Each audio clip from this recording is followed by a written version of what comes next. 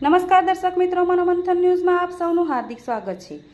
મહીસાગર જિલ્લાના મલેકપુર પંથકમાં ભર બપોરે મેઘરાજાનું આગમન થતાં ખેડૂતોમાં અનેરો ખુશીનો માહોલ।